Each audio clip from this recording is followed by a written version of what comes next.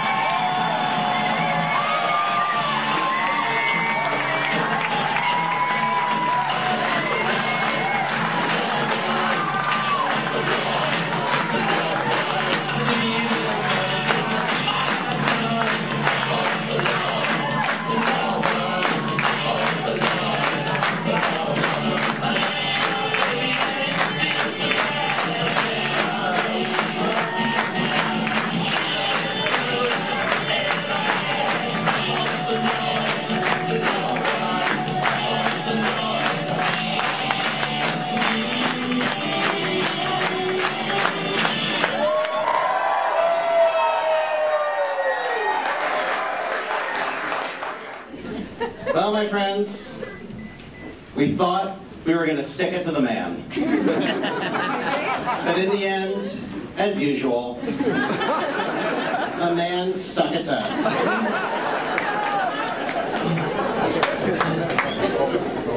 But for a while there,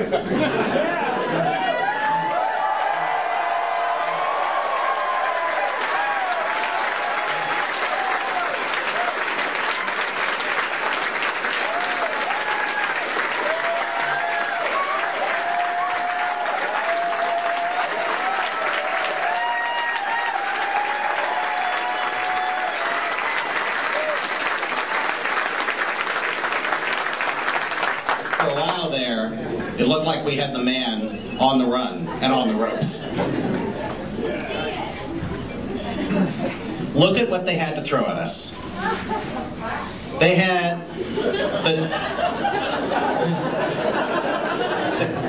the Speaker of the House, pretty darn good Speaker of the House, against a guy who never held office before, but it wasn't enough.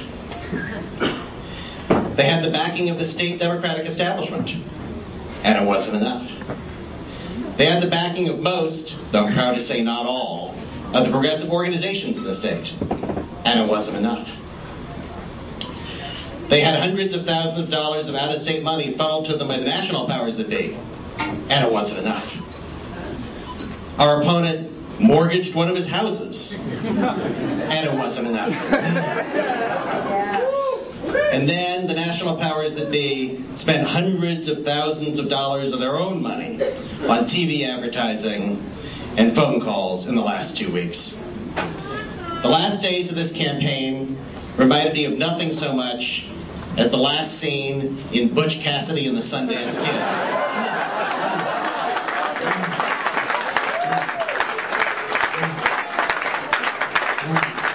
A couple of outlaws against the entire Bolivian army.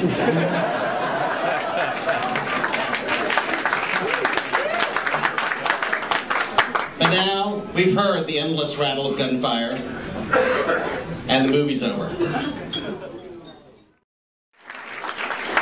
And regardless of what you might think of your candidate, I hope that you will always feel good about each other.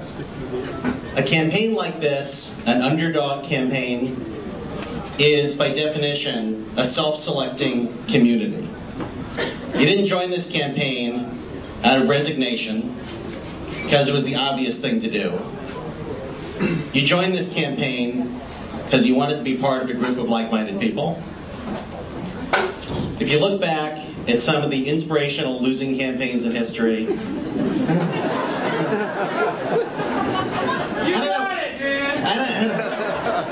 I don't know what people think about George McGovern himself, and he did mess up that Eagleton thing.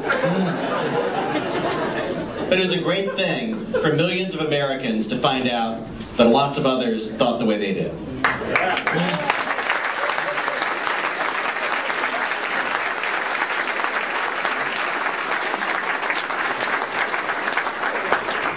The Gene McCarthy campaign, they didn't even really win New Hampshire, although they did win Oregon. They didn't get close to the nomination, but that was one hell of a community. Even this year, the John Edwards campaign.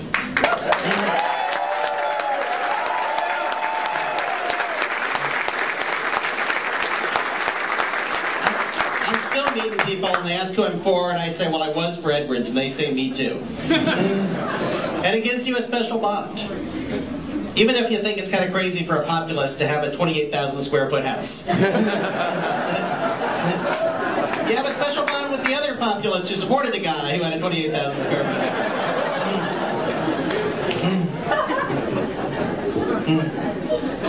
house. So I hope that as with those campaigns, in future years, you'll feel a bond with some of your fellow Oregonians when you find out that you're both for Novick in 2008.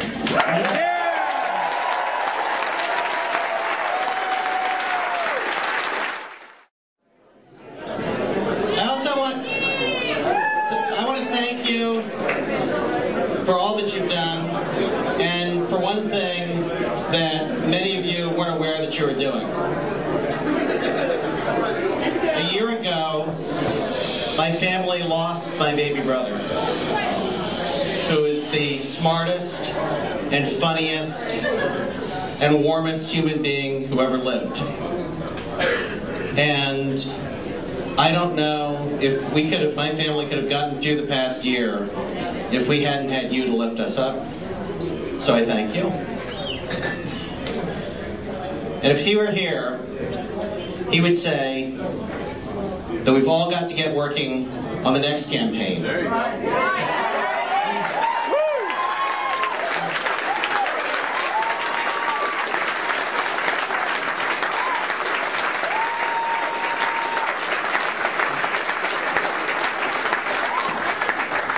Perhaps the most important campaign of this century.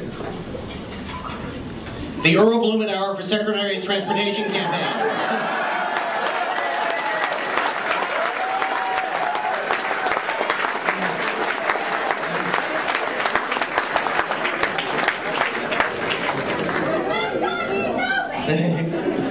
Because, you know, we did notice that we won one little part of the state. A little part called Multnomah County.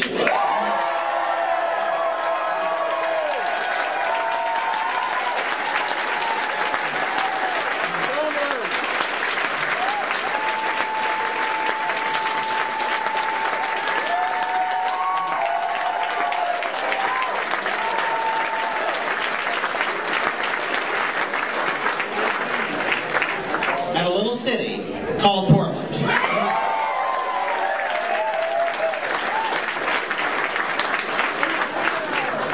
I'm proud to be able to say, in the immortal words of the Go-Go's, that this town is our town.